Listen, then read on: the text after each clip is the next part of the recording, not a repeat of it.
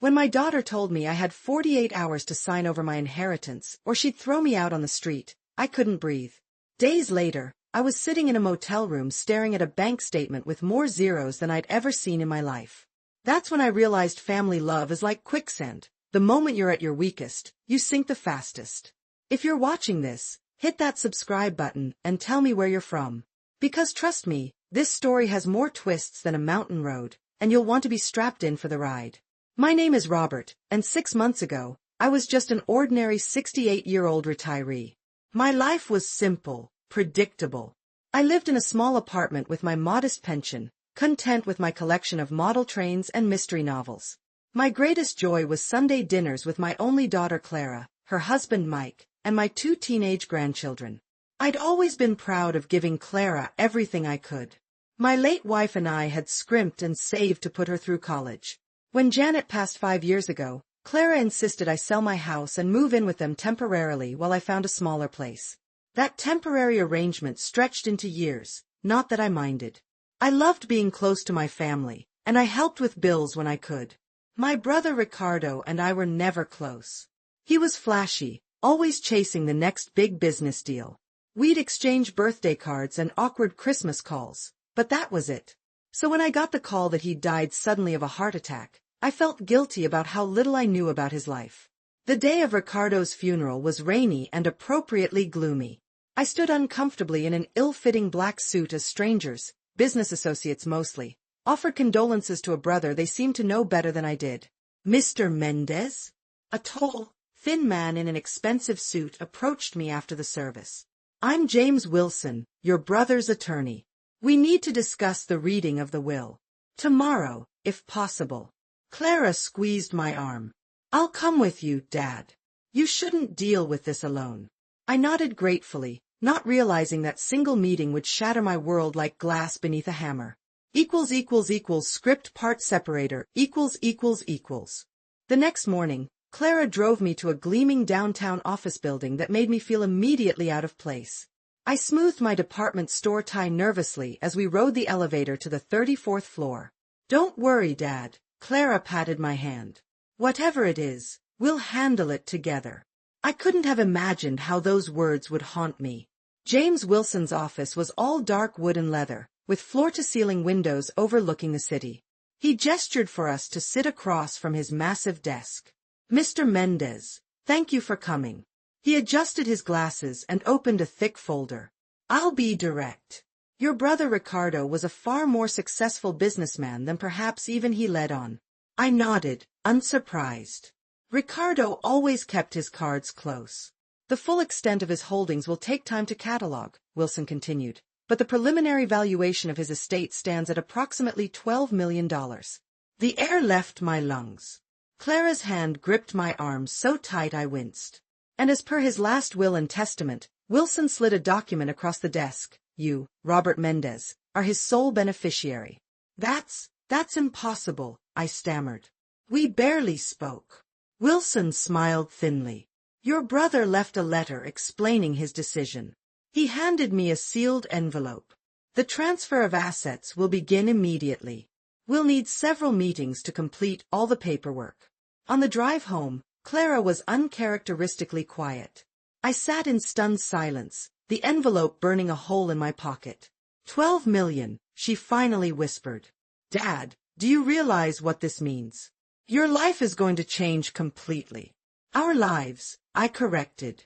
I'll be able to help you and the kids. Maybe buy a little place of my own again.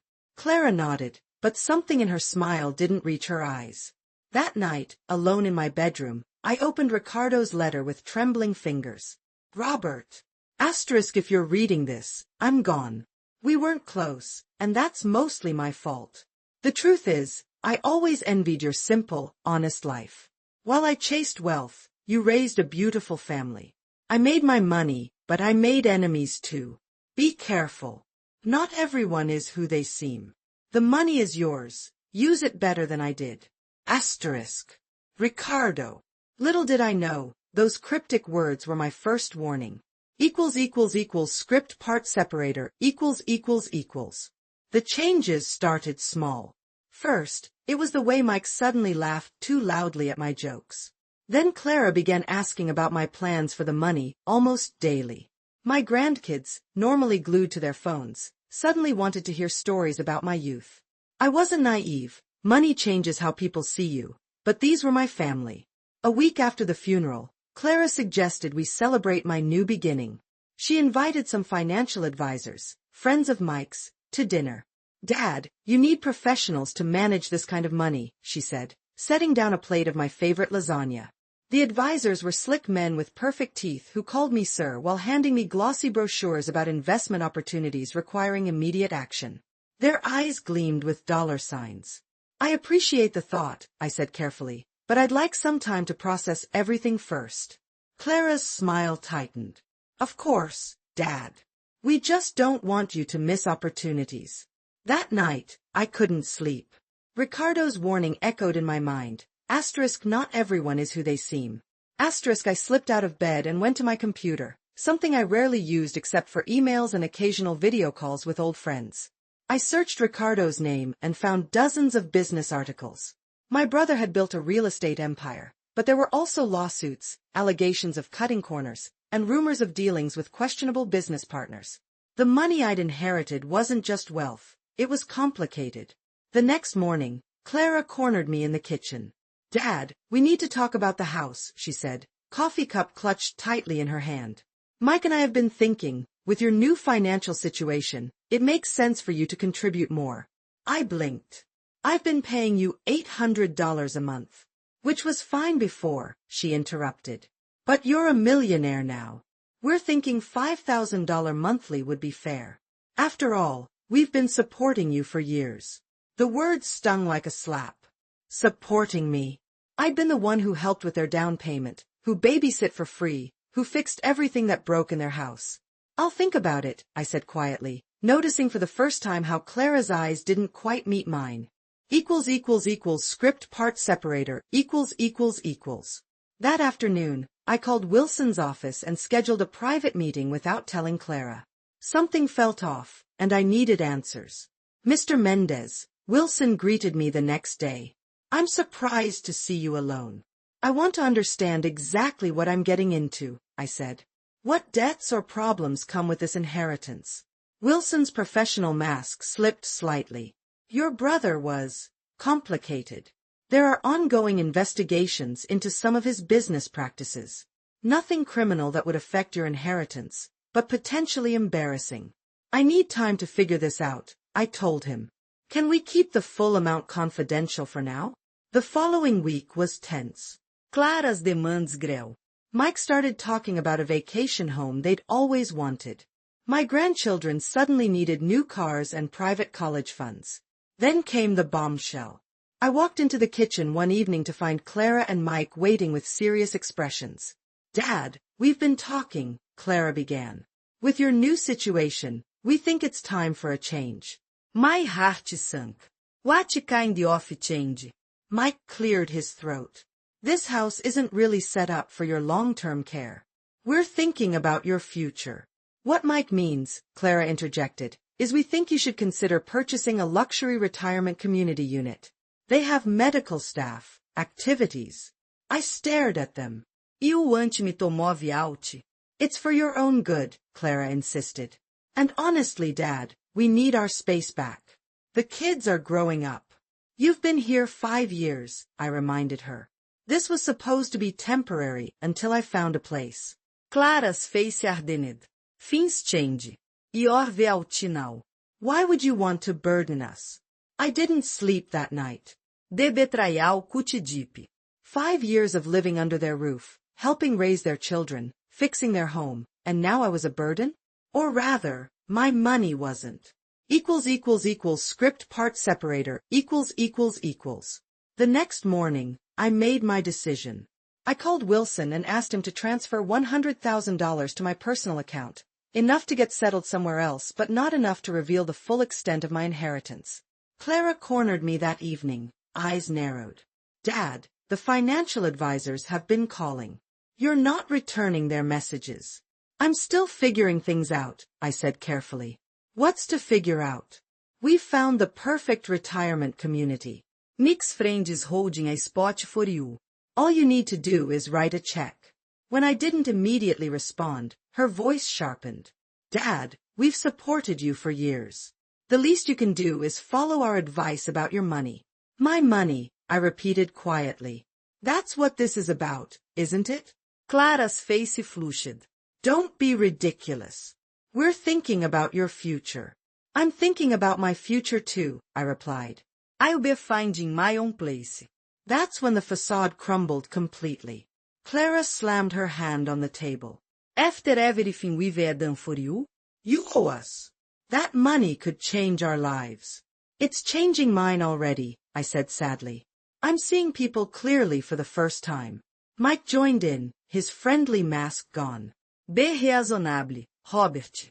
E ora almost sevente. What are you going to do with millions?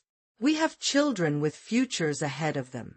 I stood up, suddenly feeling stronger than I had in years. I'm going for a walk. When I returned 2 hours later, my bedroom door was open. My drawers had been rifled through, my computer was on, and my personal papers were disturbed. The next morning, Clara delivered her ultimatum over breakfast, not bothering to hide her contempt. You have 48 hours to sign over at least half your inheritance to us, or you need to leave. This is our house, and we make the rules. My own daughter was threatening to make me homeless over money I'd only just inherited. I'll be gone tomorrow, I said quietly. Script part separator, The look on Clara's face shifted from triumph to confusion. She expected me to crumble, to beg, not to call her bluff.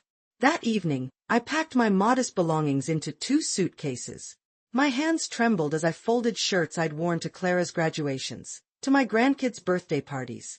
68 years of life, reduced to what would fit in my old Buick.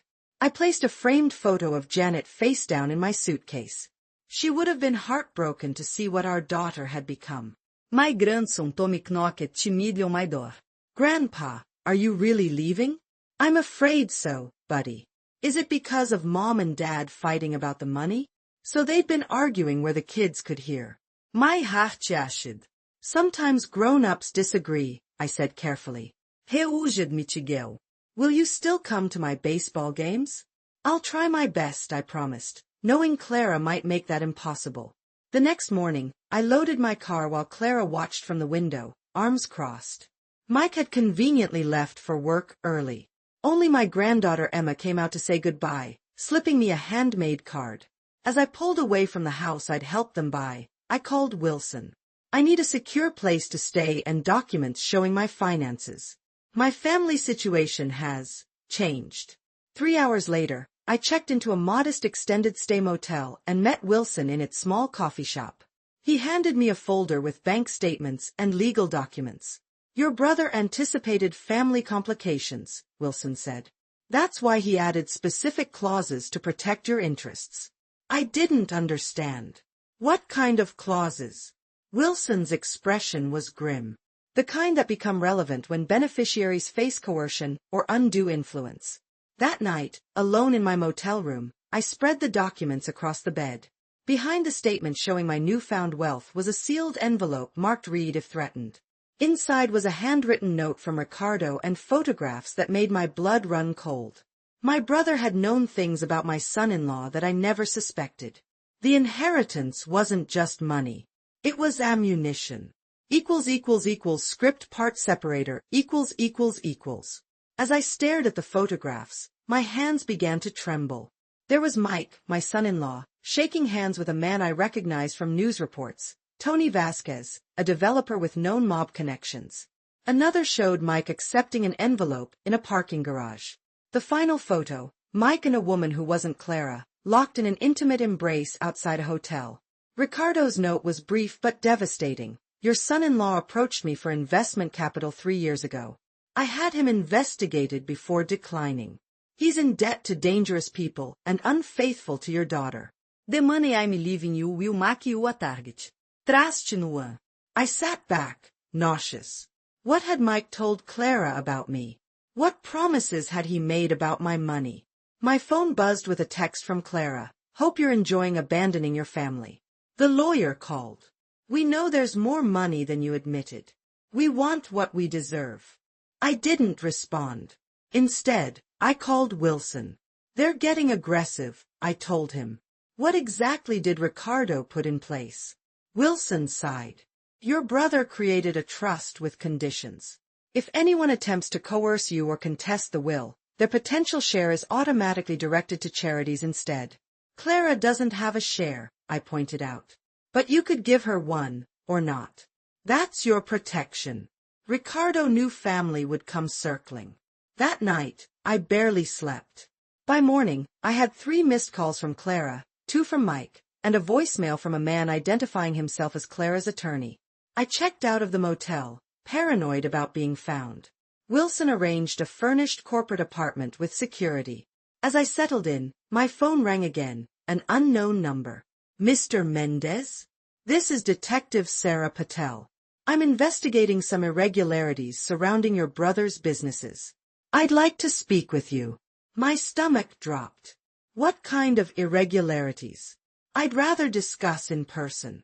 Someone's been making accusations that might affect your inheritance. I thought of Mike's connections. Was this legitimate or another attempt to pressure me? I'll need to consult my attorney, I said cautiously. Of course, she replied. But don't wait too long. These allegations are serious. After hanging up, I received an email from an anonymous account. Ricardo cheated people. The money is dirty. Give it back or face consequences. The walls were closing in. What had my brother really been involved in? And how had I become the center of a storm I never saw coming? Script part separator I drove to Wilson's office the next morning, clutching the folder containing the photographs. The security guard eyed me suspiciously. I didn't look like their usual clientele in my worn jacket and wrinkled shirt. Mr. Wilson is expecting you, he said after checking his list. Wilson looked exhausted when I entered his office, papers stacked around him like a fortress. 3 people have contacted me claiming to represent you in the past 24 hours, he said without preamble. Your son-in-law, an attorney named Gregory Palmer, and someone claiming to be your financial advisor. I showed him the photographs and anonymous email. Ricardo was careful about documentation, Wilson said, fingers steepled. These photos alone don't prove illegal activity, but they suggest concerning connections. As for the email, he frowned. It could be intimidation tactics. What about this Detective Patel? I asked. Wilson picked up his phone. Let me verify she exists. While he made calls, I stared out the window at the city below. How had my quiet life exploded so spectacularly? She's legitimate, Wilson confirmed. Detective Sarah Patel, Financial Crimes Unit. But that doesn't mean she isn't being fed information. By Mike. I suggested. Or someone who wants Ricardo's dealings exposed. Your brother made enemies. My phone buzzed with a text from my grandson Tommy. Grandpa, Mom and Dad are fighting all the time. Dad threw something and broke the TV. When are you coming back? Before I could respond, Wilson's secretary interrupted. Sir, there's someone insistent on seeing Mr. Mendez. A Ms. Eleanor Vega? She says she worked for his brother. Wilson raised an eyebrow. Ricardo's executive assistant. Very loyal. Should I meet her? I asked. Wilson nodded slowly. Perhaps it's time to stop playing defense. Script part separator The woman who entered Wilson's office was sharp-eyed and straight-backed, mid-50s with silver-streaked dark hair. She looked me up and down with undisguised curiosity. So you're Ricardo's brother, she said. He mentioned you often. Funny, he rarely mentioned you, I replied. She almost smiled. Ricardo compartmentalized his life. I was his right hand for 15 years. I know where all the bodies are buried. Wilson cleared his throat. Ms. Vega, why are you here? Eleanor sat down without being invited. Because vultures are circling. Your daughter's husband has been calling Ricardo's old contacts, Mr. Mendez. He's telling people you're mentally incompetent and that he's going to contest the will. My stomach clenched. On what grounds? He claims Ricardo was being blackmailed by you. She pulled out a phone, played a voicemail. Mike's voice filled the room. Just need evidence that Ricardo was unstable or under pressure when he wrote the will. There's a lot of money for anyone who can help. Why show me this? I asked. Eleanor's eyes hardened. Ricardo wasn't perfect, but he valued loyalty. Your son-in-law approached Ricardo with investment schemes 3 years ago. When Ricardo investigated and declined, your son-in-law threatened to expose certain business irregularities. Blackmail? Wilson asked. Attempted, Eleanor corrected. Ricardo kept records of everything. That's why he left everything to you, Mr. Mendez. He knew you were the only family member who hadn't tried to use him. She handed me a USB drive. Security camera footage, recorded conversations, financial records. Everything you need to understand what you're up against. As she stood to leave, she paused. There's something else. Detective Patel isn't just investigating Ricardo's businesses. She's investigating your son-in-law's connections to Vasquez Construction. Be careful who you trust. After she left, Wilson plugged the drive into a secure computer. What we found made my blood run cold. Script part separator ===. The video footage showed Mike meeting with Tony Vasquez multiple times. In one recording, Mike bragged about having an in with Ricardo's money through me. There were spreadsheets detailing shell companies Mike had established, bank transfers that disappeared into offshore accounts. This is beyond family drama, Wilson muttered. This is potential criminal conspiracy. I felt sick. What about Clara? Is she involved? We found our answer in an email exchange. Clara writing to Mike, *Dad's too trusting. Once he signs over the money, we'll get him declared incompetent. The retirement home has terrible reviews for a reason. They'll keep him medicated and out of our way. My own daughter. Planning to drug me into submission for money. We need to move quickly, Wilson said. They're planning something. That evening, I received a text from Clara. We're filing for emergency guardianship tomorrow. Dad, you need help. If you come home and cooperate, we can avoid public embarrassment. Then another. Mike's friends say Ricardo's money came from illegal activities. Turn it over willingly or risk criminal charges yourself. They're desperate, Wilson observed when I showed him. That means we have leverage. The next morning brought a knock on my apartment door. I tensed, peering through the peephole. It was Detective Patel, looking official with her badge visible. Mr. Mendez, she said when I cautiously opened the door. I have some questions about your brother's business dealings with Vasquez Construction. I barely knew my brother, I replied honestly. But I think I might have information that would interest you about their connections. Her eyes narrowed. What kind of information? The kind that involves my son-in-law trying to blackmail my brother, and now me. Script part separator ===. Detective Patel's expression shifted as I showed her Eleanor's USB drive. Your son-in-law has been on our radar, she admitted. We've been building a case against Vasquez for months, but we needed the connection. I took a deep breath. I'll cooperate fully, but I need protection. They're trying to have me declared incompetent tomorrow. Within hours, I was sitting in the district attorney's office, surrounded by serious-faced officials reviewing the evidence. They moved with unexpected urgency once they understood the timeline. We can delay the guardianship hearing, a gray-haired prosecutor assured me. But eventually, you'll need to confront them. That confrontation came sooner than expected. As I left the DA's office, my phone exploded with notifications. Clara had posted on social media, heartbroken that my elderly father has fallen victim to financial manipulation after my uncle's death. Please pray for our family during this difficult time #elderabuse. The comments were flooding in, friends and acquaintances offering sympathy, sharing horror stories of dementia and elderly confusion. She was building a public narrative to support their guardianship claim. Wilson called, voice urgent. They've escalated. A process server just delivered papers to my office. They're claiming you're suicidal, erratic, and giving away money to scammers. I felt a strange calm settle over me. They want a public battle? Let's give them one. That evening, I recorded a video with Wilson and Eleanor present as witnesses. I detailed my mental clarity, explained the inheritance, and revealed Mike's connections to Vasquez.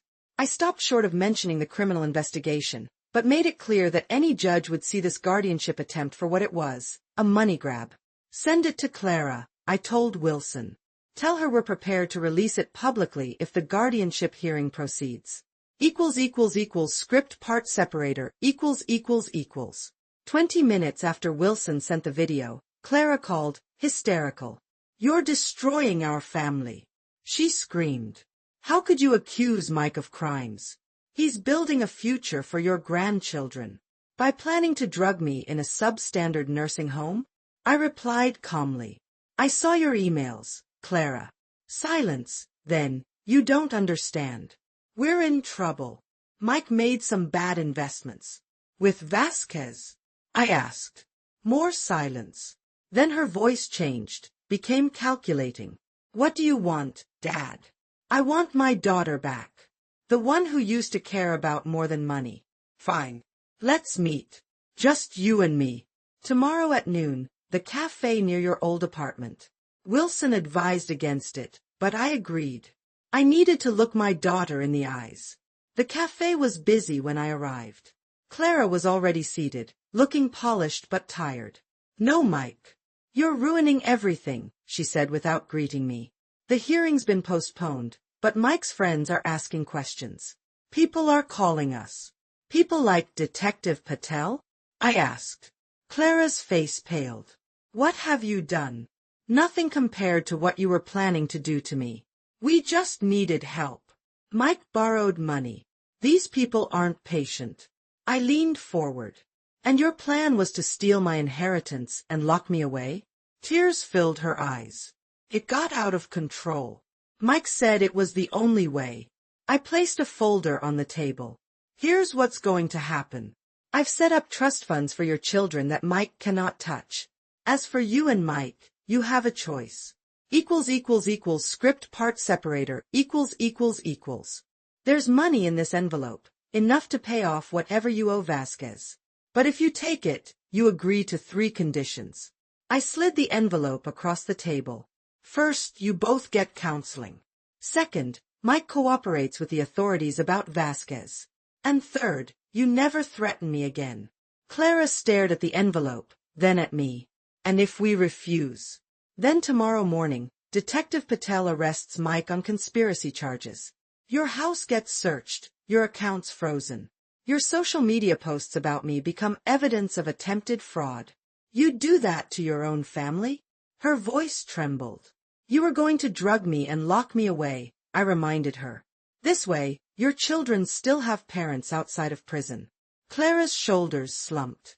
How much time do we have to decide? 24 hours. I stood up. Oh, and Clara.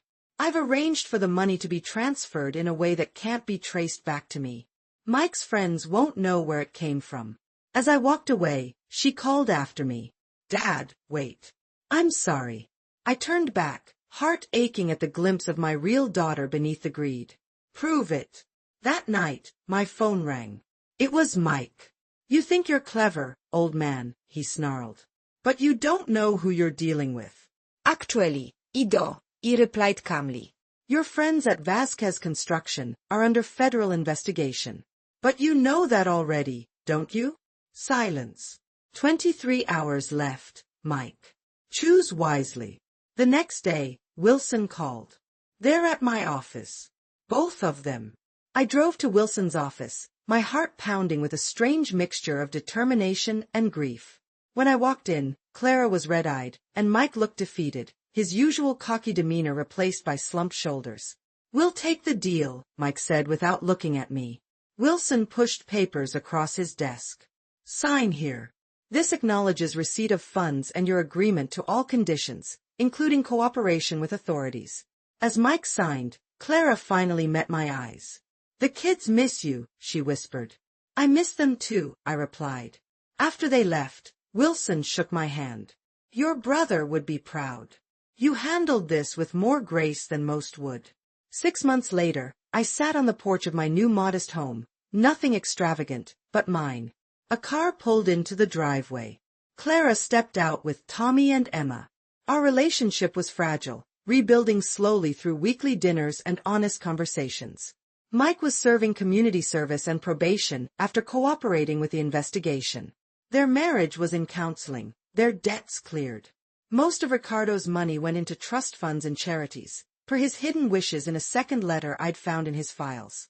I kept enough to live comfortably, but not enough to attract more vultures. Grandpa! Tommy bounded up the steps. Can we see your train set? Of course, I smiled, leading them inside. Clara hung back. Dad, I don't know if I can ever make it right. We have time, I told her, meaning it. That night, after they'd gone, I sat looking at old family photos. Money had nearly destroyed us, but in losing what I thought mattered, a comfortable place in my daughter's home, I'd found something more valuable: the truth, my self-respect, and the beginnings of an honest relationship with my family. The inheritance had been both curse and blessing, revealing darkness but ultimately leading to light. Ricardo had known what he was doing after all. Sometimes the greatest fortune isn't what's in your bank account, but having the strength to stand your ground when the world tries to push you down. My brother's final gift wasn't the money, but the chance to discover who I really was, and the courage to reclaim my life on my own terms.